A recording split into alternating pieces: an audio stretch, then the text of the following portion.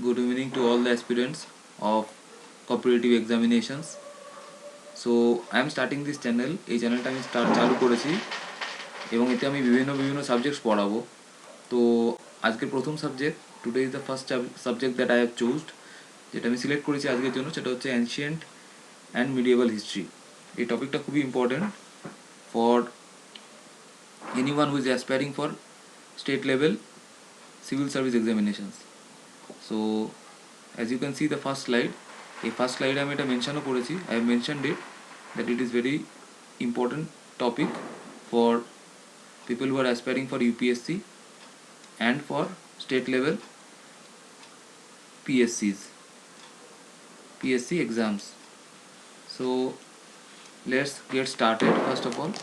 So the first slide that we are sharing, যেটা আমরা প্রথম স্লাইড যেটাতে পড়াশোনা করছি, সেটা হচ্ছে ancient and medieval history. So ancient and medieval history যখন পড়াশোনা আমরা স্টার্ট করব, তো ফার্স্টে আমাদেরকে যেটা জানতে হবে সেটা হচ্ছে গিয়ে যে আমরা হিস্ট্রির ডেফিনেশনটা আমরা ফার্স্টে জানার জন্য মাথায় নেব সবার আগে।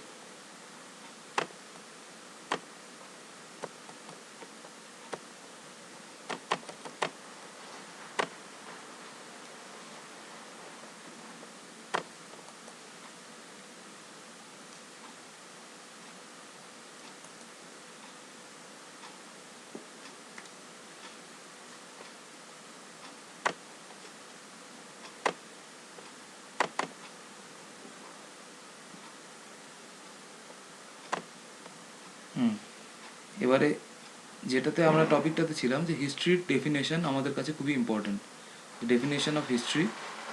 তো এই স্লাইডটাতে আমরা মেনশন করেছি যে what is the definition of history.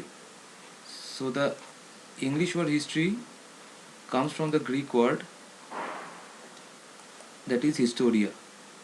This is the word from which the history word is coming, and এই হিস্টোরিয়া ওয়ার্ডটার মিনিং এখানে আমরা মেনশন করেছি যে it is a enquiry knowledge acquired by investigation. That means investigation বা কোনো জিনিসের excavation বা যেটাকে আমরা বলি বাংলায় খোঁজাখুঁজি করার পরে, এনকোয়ারি করার পরে যে নলেজটা গ্যাদার হচ্ছে, সেই নলেজটা আমরা হিস্ট্রি হিসেবে মেনে নিচ্ছি। এবং এই হিস্ট্রি ওয়ার্ডটা অরিজিন হচ্ছে হিস্টোরিয়া, এবং হিস্টোরিয়া ওয়ার্ডটা কিন্তু অ্যাকচুয়ালি একটা Greek word. This is a Greek word.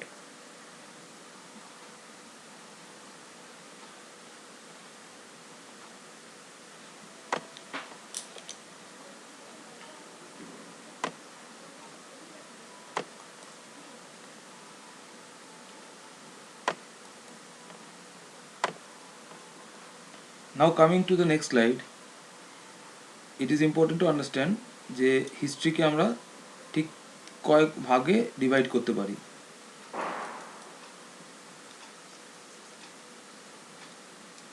Yes, so history is further divided into three sections. There are three basic sections in history.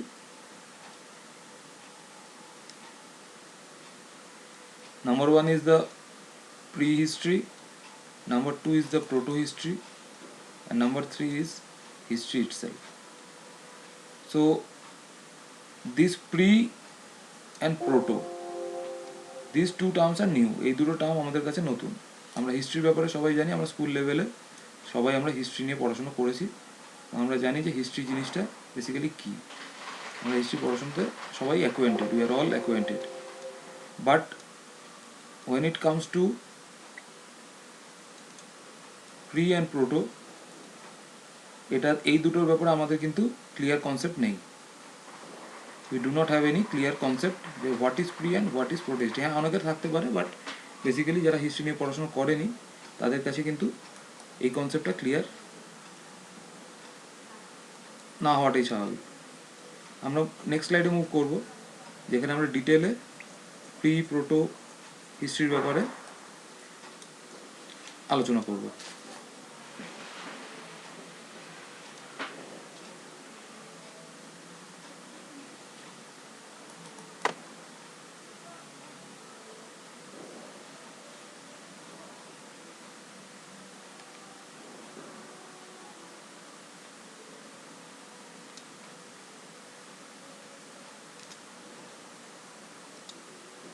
Now coming to the new slide, here we can see that here we have defined, আমরা এখানে define করেছি কোনটাকে, that is prehistory. Number one, prehistory. So prehistory is basically the events যেগুলো invention of writing এর আগে discover হয়েছিল, যেগুলো occur করেছিল before the invention of writing. আর এগুলো জেনারেলি রিপ্রেজেন্ট করছে তিনটে স্টোন এজকে। এখানে আমরা মেনশন করেছি যে তিনটে স্টোন এজেসকে basically it is representing. Three stone ages are represented.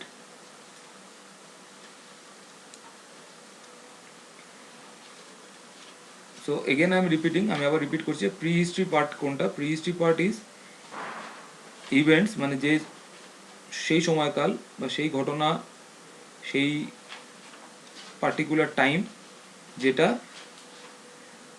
অকার করেছিল, মানে যেটা ঘটেছিল before the invention of writing, মানে লেখালেখি শেখার আগে বা লেখালেখি জানার আগে যে ইনভেনশনটা হয়েছিল সেটাকে আমরা বেসিক্যালি প্রি হিস্ট্রি হিসেবে টার্ম করছি। এই ডেফিনেশনটা ইম্পর্ট্যান্ট, এটা যে কোনো সময় এক্সামিনেশনে জিজ্ঞেস করে এবং এটা কখনোই এক্সামিনেশনের জন্য ইম্পর্ট্যান্ট কোয়েশ্চেন হিসেবে আসতেই পারে। এবার আমরা নেক্সট স্লাইডে চলে যাব।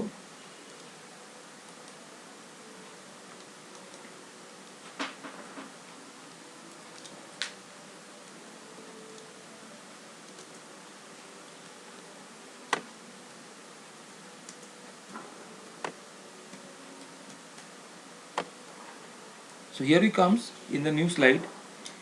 This slide we are discussing about proto-history, right? So after prehistory, the second part, the second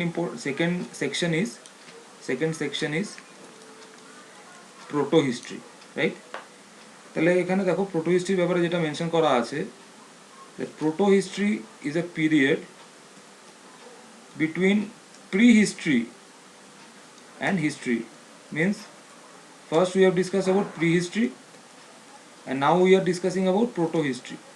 First we have discussed about prehistory, যেটাতে আমরা মেনশন করেছিলাম যে রাইটিং এর আগে যেগুলো ডিসকভার হয়েছিল সেটা prehistory, and now this is a proto history. And এর পরের পার্ট যেটা হচ্ছে কি next is after prehistory is the history, right? আর এই টাইমে during which a culture or civilisation had not yet develop writing, they had not developed writing but were mentioned in the written record of a contemporary literate civilization. So এইখানে যেটা বলছে সেটা হচ্ছে কি এই পিরিয়ডটার সময় প্রিহিস্ট্রিয়ান হিস্ট্রির মাঝখানে আসছে প্রোটো হিস্ট্রি, এবং এই কালচারটা হচ্ছে কি সেই সিভিলাইজেশন বা যে কোনো সিভিলাইজেশনে যখন রাইটিং ডেভেলপ হয়নি কিন্তু কিছু করে মেনশন ছিল রেকর্ড, এবং সেগুলো কন্টেম্পোরারি লিটারেট সিভিলাইজেশন, মানে সেই সমসাময়িক যে লিটারেট সিভিলাইজেশন ছিল সেখানে এই সিভিলাইজেশন বা এই সময়কালের ব্যাপারে মেনশন করা ছিল। মানে নট ইম্পর্টেন্ট যে এই পার্টে যারা ছিল তারা সবাই লিটারেট ছিল বা তারা সবাই লেখাপড়া জানতো, তারা লিখতে জানতো, বাট কন্টেম্পোরারি বেশ কিছু অন্য সিভিলাইজেশন ছিল যারা লিটারেট ছিল এবং তারা এদের ব্যাপারে কিছু না কিছু মেনশন করেছে। এবং সেই জন্য এই ডেফিনেশনটা বা এই সেন্টেন্সটা খুব important, that the proto-history is a period between prehistory and history, during which a culture or civilization had not yet developed writing but were mentioned in the written record of a contemporary literate civilization. তাহলে আমরা দুটো section পড়ে নিয়েছি, pre history and proto history. Now moving ahead, আমরা চলে যাব next স্লাইডে।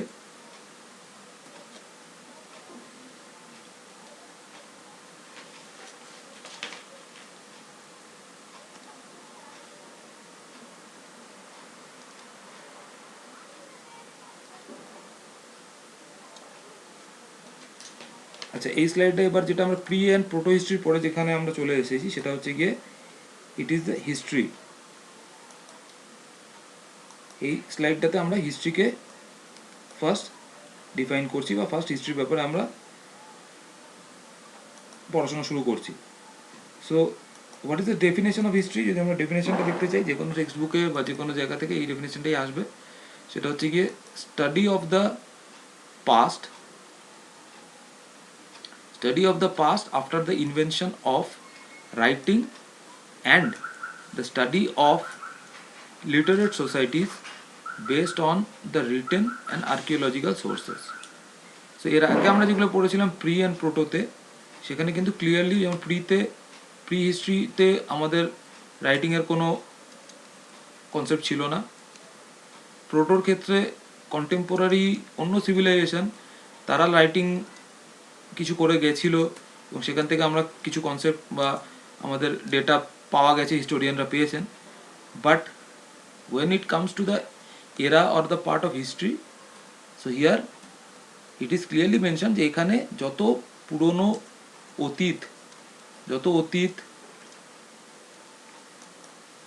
এবং যত পুরাণের কথা আমরা জানছি সেগুলো কিন্তু সবটাই হচ্ছে গিয়ে writing, invention of writing means লেখালেখি জানার পর থেকে, এবং the study of literate societies, শিক্ষিত সোসাইটির স্টাডি, পড়াশুনো লেখালেখি জানার পর থেকে, এবং এই পুরো জিনিসটাই কিন্তু বেস করা হচ্ছে কি রিটেন অ্যান্ড আর্কিওলজিক্যাল সোর্সের উপরে।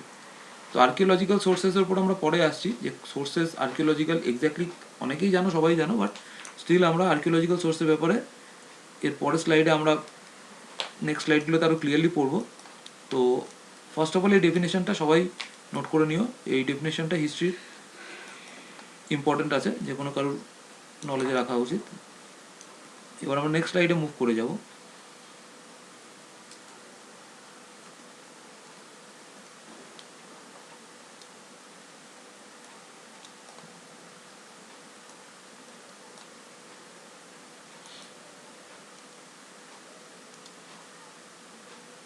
ওকে, so here comes the sources of history. আমরা চলে এসেছি এই স্লাইডটাতে, এটা খুব ইম্পর্টেন্ট যে sources of history.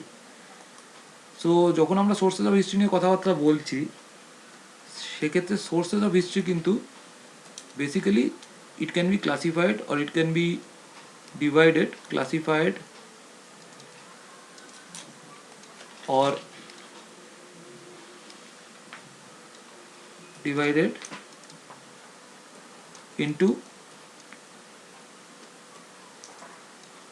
two sections or two categories, right? Two sections stroke categories. Number one is the literary source, যেটা আমরা এখানে মেনশন করেছি, literary source.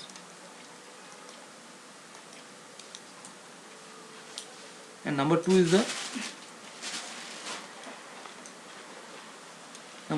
the non-literary source.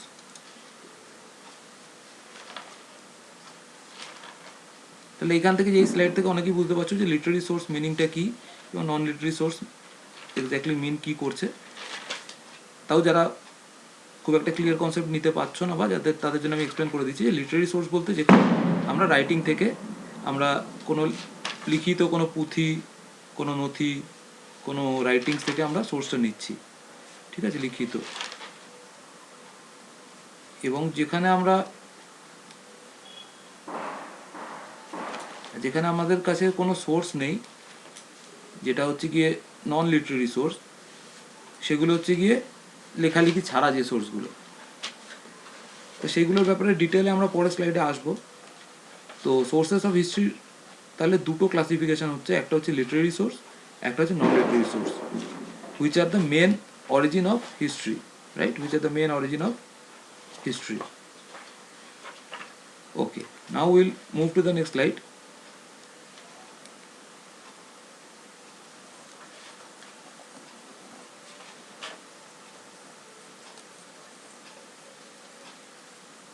এই স্লাইডগুলোকে তোমরা নোট করে নিতে পারো এবং অথবা তোমাদের ইচ্ছা হলে স্ক্রিনশট নিতে পারো। ফার্দার মানে আমি কিছুদিন বাদে এগুলোর পিডিএফও প্রোভাইড করার চেষ্টা করব। So moving on,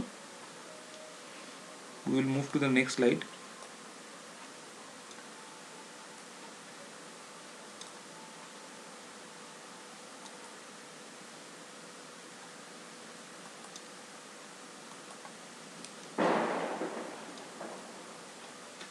Yes, now the next slide which we are having in front of us, it is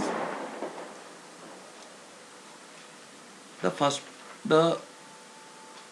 first classification. Actually, sorry, this is the first classification about literary source, right? Literary সোর্সের ব্যাপারে আমরা যখন পড়াশোনা শুরু করছি, তাহলে literary সোর্সের মধ্যে প্রথম আমরা কোনটাকে পাবো?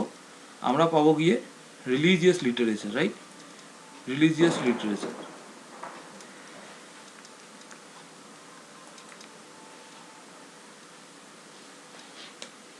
রিলিজিয়াস লিটারেচার মিনস যেখানে ধর্মীয় গ্রন্থ,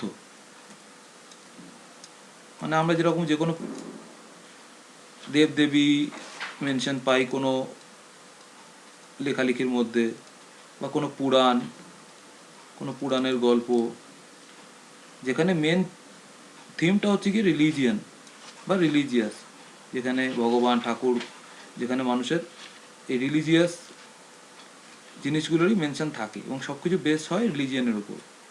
তাহলে দেখো রিলিজিয়াস লিটারেচারের মধ্যে যদি আমরা আসি, দেয়ার আর দ্য 4 বেদাস, 4টে বেদ, যেটা আমরা সকলেই জানি মোটামুটি। The 4 Vedas mostly assign to a টাইমটা কোনটা? 1500 to 500 BC। এই ডেটসগুলো খুব ইম্পর্টেন্ট, 1500 to 500 BCE। এবং এই 4টে বেদ নেমলি হচ্ছে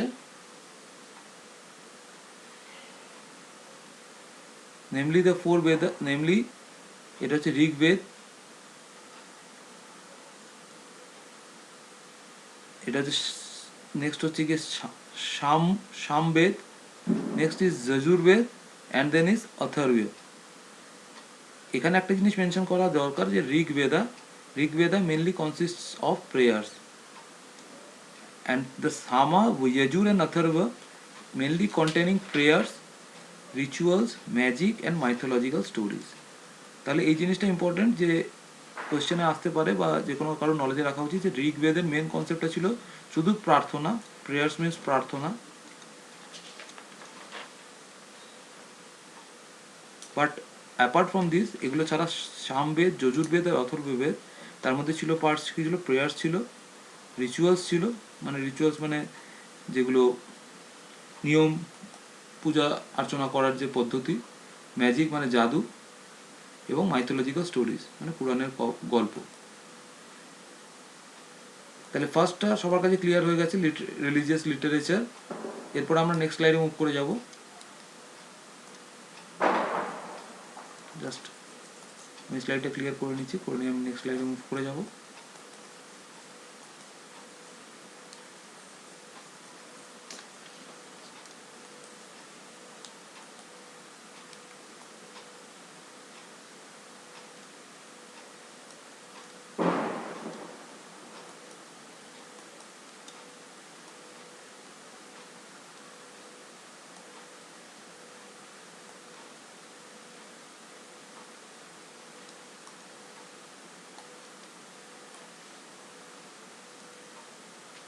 Yes, here in this next slide আমরা ফার্স্টটা পড়েছিলাম আমরা রিলিজিয়াস লিটারেচার। নাও আমরা যেটাতে আলোচনা করবো সেটা হচ্ছে গিয়ে this is secular literature, right? Secular literature means যেগুলোর মধ্যে কিন্তু রিলিজিয়ানটা মেন প্রায়োরিটি নয়। এখানে কিন্তু religion is not the main concept of the literature. এখানে কিন্তু সব রকম লেখালেখি রয়েছে, শুধু রিলিজিয়ান নয়, নট, রাইট? সেকুলার। তো সেকুলার লিটারেচারের মধ্যে আমরা দেখো সবার আগে পাচ্ছি Dharmashastra. Dharmashastra means law books, right? Law মানে আইন কানুন, তার রিলেটেড যে বুকস সেটাকে বলছে ল বুকস। তার এক্সাম্পল হচ্ছে গিয়ে দেখো মনুস্মৃতি, কৌটিল্যজ অর্থশাস্ত্র। This provides great information about the Mauryan period, polity and economy. তাহলে মৌরিয়ান পিরিয়ডের পলিটি অ্যান্ড ইকোনমির ব্যাপারে ভালো ইম্পর্টেন্ট ইনফরমেশন আমরা পেয়ে থাকি ফ্রম কৌটিল্যজ অর্থশাস্ত্র, এবং ল বুকস যদি বলা হয় সেক্ষেত্রে Dharmashastra. Next important secular literature book is Ashtadhyayi, right? Ashtadhyayi is a grammar book, ব্যাকরণ বই, ব্যাকরণ বই, ব্যাকরণ বই, এবং এই বইটি লিখেছেন পাণিনি, অর্থশাস্ত্র পাণিনি।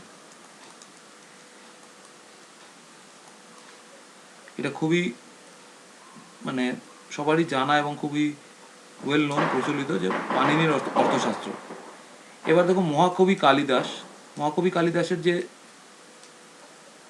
যেগুলো তার লেখালেখি যেগুলো তিনি লিখেছেন তার মধ্যে হচ্ছে গিয়ে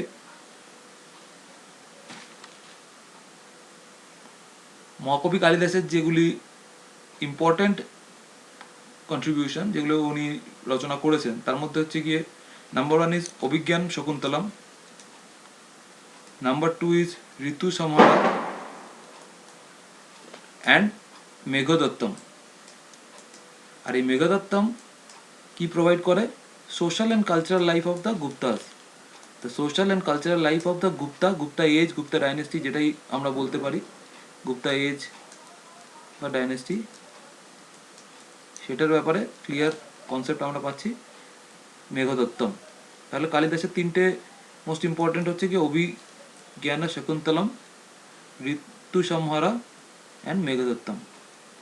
number 4 is Rajatarangini. Rajatarangini is written by Kalhana. এগুলো কিন্তু সবকটাই খুব ইম্পর্টেন্ট এবং এগুলো অলসো অ্যাজ এ লিটারেচার ফর্মেও কম্পিটিটিভ এক্সামসে জিজ্ঞেস করা হয় যে রাজতরঙ্গিনী কে লিখেছেন, বা কালিদাসের লেখার মধ্যে থেকে যে কোনো একটা চলে আসে যেটা কে লিখেছেন, বা অষ্টাধ্যায়ী কে লিখেছেন, এই জিনিসগুলো কিন্তু ইম্পর্টেন্ট। তো রাজতরঙ্গিনী ইজ রিটেন বাই কালহানা, কালহানা লিখেছেন। এবং রাজতরঙ্গিনীতে কিসের মেনশন আছে? The social life of 12th century Kashmir. এবং সিমিলারলি হর্ষচরিত লিখেছেন বর্ণভট্ট, আর এতে তিনি হর্ষচরিততে উনি প্রেস করেছেন কিং হর্ষবর্ধনকে, রাইট? তাহলে এগুলো কিন্তু আমরা একটু নোট করে রাখতে পারি, এগুলো কিন্তু খুবই helpful. All this informations are very helpful for any kind of competitive exams. So after clearing this স্লাইডটা ক্লিয়ার করে নিয়ে আমি নেক্সট স্লাইডে চলে যাচ্ছি।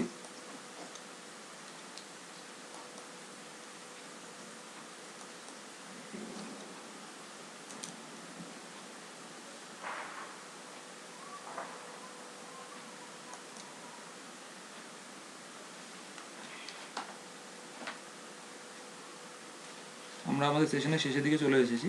আজকে আমরা যতটুকু ডিসকাস করবো তার মধ্যে আমরা অনেকটাই করে ফেলেছি। বেসিক্যালি আমরা লাস্ট স্লাইডে চলে এসেছি। আচ্ছা, এই লাস্ট স্লাইডটাতে কিছু এই অ্যানোটেশনগুলো এগুলো ইগনোর করতে হবে, এগুলো আমার লেখাতে চলে এসেছিলো, স্পেল চেকসের যেগুলো আসে সেগুলো কোনোটাই অ্যাপ্লিকেবল নয়। আচ্ছা, non literary sources. So after this two sources that you have discussed, which was religious and secular, after this religious and secular literature,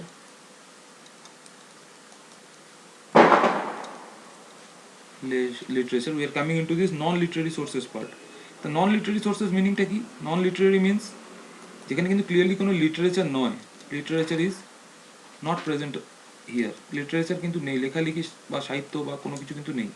তার মধ্যে কি আছে দেখো, first of all it is inscriptions. Inscriptions means যেগুলো কোনো কিছু sculpture বা rock, কোনো কিছু পাথরের গায়ে লেখা বা রক কেভসের মধ্যে লেখা, গুহার মধ্যে লেখা, সেইগুলো, বা এগুলোকে বলা হয় প্রশস্তিজ, রাইট? প্রশস্তিজও বলা হয় থাকে এগুলোকে। তো এর ডেফিনেশন বা এটাকে কি বলা হয়, যে writings engraved on hard surface একটা শক্ত সারফেসের উপরে লেখা হচ্ছে, such as stone or copper. এর মধ্যে কপার কিন্তু মেটাল, হ্যাঁ, copper is a metal and stone. তাহলে স্টোন অ্যান্ড কপারের উপরে যেগুলো লেখালেখি হচ্ছে রাইটিংস, এবং সেগুলো ডেফিনেটলি হার্ড সারফেস, এবং এই হার্ড সারফেসের মধ্যে লেখালেখি হওয়ার কারণে এই নন লিটারি সোর্সের যে কোনো ইনফরমেশন কিন্তু it is kept intact for ages, right? Kept intact, it is kept intact for eras or ages, ঠিক আছে। এবং তাহলে এই ইনস্ক্রিপশন প্রসেসিস পার্টটা হয়ে গেল। ইনস্ক্রিপশনসের মধ্যে দেখো ডিটেলিং আছে, যেমন ইনস্ক্রিপশন একটা এক্সাম্পল হচ্ছে ইনস্ক্রিপশন ডিটেলিং স্টেট পলিসি, রাজ্য পরিচালনার নীতি, state policy issued by Maharaj Ashoka, king Ashoka, and inscriptions recording the land grant by Satavahanas, Deccan king. তাহলে এই অশোক ইনস্ক্রিপশনস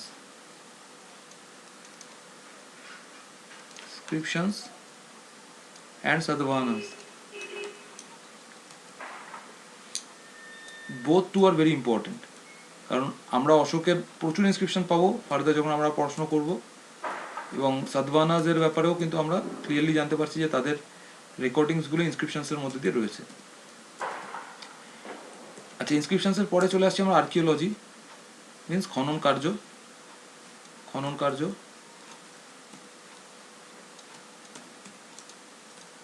এতে কিন্তু এক্সক্যাভেটেড রিমেন্স পাওয়া যাচ্ছে।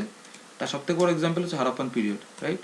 Harappa civilization, Harappa civilization or contemporary or same is the IVC, right? Indus Valley Civilization, এগুলো আমরা অন্যান্য ক্লাসে ডিসকাস করব। অ্যান্ড তাছাড়া আমি এদিকে বলে নিই coins, this is also very important source. এগুলো useful on the economic history of different dynasties and also important as a script, art, religion, মানে ইকোনমিক হিস্ট্রি অফ ডিফারেন্ট ডাইনেস্টিস, বিভিন্ন রাজাদের যে অর্থনৈতিক অবস্থা, অর্থনৈতিক তাদের পরিকাঠামো কীরকম ছিল, স্ট্রাকচারটা কীরকম ছিল, whether they were using gold or silver or bronze, we get the information। তার থেকে আমরা বুঝতে পারি যে যদি ডেফিনেটলি কেউ গোল্ড কয়েন্স ইউজ করে থাকছে, then the economy or the condition is কাফি ফ্লারিশিং, রাইট? সিলভার হলেও is well and good, bronze means lesser than that, but this things, এই ইম্পর্টেন্ট ইনফরমেশনসগুলো আমরা কিন্তু কয়েন্সের থেকে পেয়ে যাচ্ছি। এবং script, art and religion of the time, সেই সময়কার স্ক্রিপ্ট, আর্ট অ্যান্ড রিলিজিয়নের ব্যাপারেও কিন্তু আমরা পেয়ে যাচ্ছি। আর প্রগ্রেস কতটা উন্নতি হচ্ছে in terms of metallurgy, means ধাতুবিদ্যার ওপরে, সায়েন্স অ্যান্ড টেকনোলজি, এই সবের কতটা ডেভেলপমেন্ট হচ্ছে, প্রগ্রেস হচ্ছে, সেটাও কিন্তু ডেফিনেটলি কয়েন্স অনেক ক্লিয়ার একটা কনসেপ্ট দিয়ে দিচ্ছে। মিনস কয়েন্সগুলোর স্ট্রাকচার, কয়েন্সগুলোর বিল্ড বা কয়েন্সগুলো কোন মেটালের, সেই কয়েন্স থেকে আরও অনেক কিছু স্টুডেন্টসরা স্টাডি করে বের করেছেন। তো আমাদের কাছে মনে রাখতে হবে যে ইনস্ক্রিপশনস, প্রশস্তি, কয়েন্স, এবং ইনস্ক্রিপশনসের মধ্যে famous and important is Ashoka's and king Ashoka and Satavahana dynasty, and archaeology, most important is Harappan IVC. And last point of our slide is account of foreign travelers, বিভিন্ন ফরেন ট্রাভেলার্স, বিদেশি মানে যাত্রী যারা এই দেশে এসেছেন, তাদের মধ্যে Greek ambassador Megasthenes has written this book known as Indica। এটা খুব ইম্পর্টেন্ট, এটা কোয়েশ্চেনটা বারবার আসে। মেগাস্থিনিসের এই ইন্ডিকা বইটা কে লিখেছেন? তো মেগাস্থিনিস লিখেছেন, আমরা মনে রাখবো এটাকে। অ্যান্ড বুদ্ধিস্ট ট্রাভেলার ফা হিয়েন, ইনি এসেছিলেন 500 BCE, অ্যান্ড হুয়ানসাং, ইনিও এসেছিলেন 700 BCE-তে। তো এরাও কিছু ইম্পর্টেন্ট ডকুমেন্টস কিন্তু রেখে গেছেন, বা তাদের কিন্তু ইম্পর্টেন্ট কিছু লিটারেচার রয়েছে। সো দ্যাটস ইট, আমরা এখানে আজকে সেশন কমপ্লিট করে ফেলবো, এবং নেক্সট ডে আমরা ফার্দার আরও অন্য চ্যাপ্টার, অন্য সাবজেক্টে চলে যাব। হিস্ট্রিতেই আমরা ক্লাস করব, কিন্তু নট অনলি হিস্ট্রি, এই চ্যানেলটাতে আমরা জিএস, যেটা জেনারেল স্টাডিজ হয় অ্যাবাউট কম্পিটিটিভ এক্সামিনেশনস, তার ডিফারেন্ট টপিক্স নিয়ে আমরা আলোচনা করবো, পড়াশোনা করবো। So hope you guys have all liked and loved, সবার ভালো লেগেছে। তো সাবস্ক্রাইব করবে এবং লাইক করবে, ভিডিওটা শেয়ার করবে। Thank you all.